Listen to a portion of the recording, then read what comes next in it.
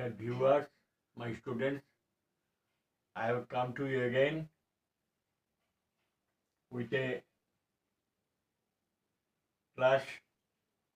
In this class, I shall teach you how to make interrogative sentences from past tense. এর আগের ক্লাসে আমি বলেছি প্রেজেন্ট টেন্সকে করতে গেলে সাবজেক্ট আগে ডু দিয়ে করতে হয় বা ডাল দিয়ে করতে হয়, আর পাস্ট টেন্সে করতে গেলে ডিড দিয়ে করতে হবে। যেমন আমি বাড়ি গিয়েছিলাম, আই ওয়েন্ট হোম ইয়েস্টারডে।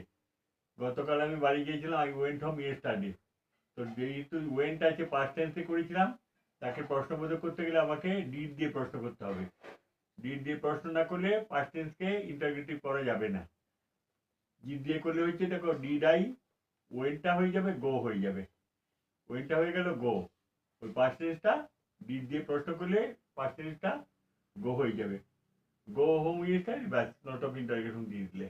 সে আমাকে অনেক সাহায্য করেছিল, হি হেল্প মি এ লট। তাহলে লিড দিয়ে প্রশ্ন করে, যেহেতু পাস্ট টেন্স আছে লিড দিয়ে করতে হবে। Did he help me a lot, তুমি তাকে সেখানে দেখেছিলে, ইউ স হিম দেয়ার। তা ডিড দিয়ে প্রশ্ন করে, যেহেতু পাস্ট টেন্স আছে ডিড দিয়ে করতে হবে। ডিড ইউ সটা সি হয়ে যাবে, did you see him there.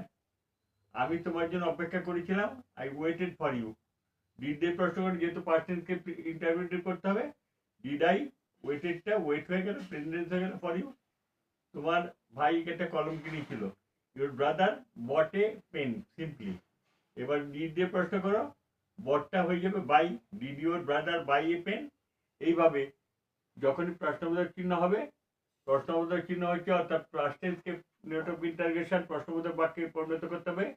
when you are going to transform a sentence, past tense into a interrogative sentence, past tense থেকে অতীতকাল থেকে প্রশ্নবোধক চিহ্ন অর্থাৎ ইন্টারোগেটিভ সেন্টেন্সে পরিণত করতে গেলে you have to start with did. Did দিয়ে সবসময় করতে হবে, এবং ভিতরে যে ভার্বটা পাস্ট টেন্সটা আছে ওটা প্রেজেন্ট টেন্স হয়ে যাবে। ডিড দিয়ে প্রশ্ন করে ডিডটা ওইটা হয়ে যাবে ডিড দিয়ে, আর ওয়েনটা হয়ে যাবে গো, হেল্পটা হয়ে যাবে হেল্প, তারপরে সটা হয়ে যাবে সি, তারপরে ওয়েটেডটা হয়ে যাবে ওয়েট। পাস্ট টেন্সগুলোকে প্রেজেন্ট টেন্স হয়ে যাবে ডিড দিয়ে প্রশ্ন করলে।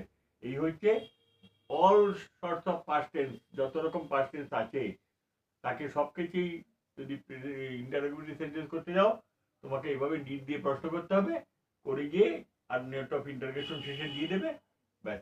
আর প্রেজেন্ট টেন্সটা পাস্ট টেন্সটাকে প্রেজেন্ট টেন্সে করে নিয়ে আসবে। এইভাবে করলে সিম্পলি এটা সেন্টেন্স হয়ে গেল।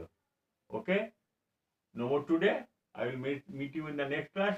হ্যাঁ, আরও ইন্টারোগেটিভ সেন্টেন্সের অনেক ক্লাস আমাকে নিতে হবে, করে নিয়ে দেখিয়ে দেবো। এর আগে প্রেজেন্ট টেন্স দিয়েছি, আজকে পাস্ট টেন্স দিয়েছি, নেক্সট দিনকে আমি ফিউচার টেন্স দেবো। ওকে, থ্যাংক ইউ সো মাচ।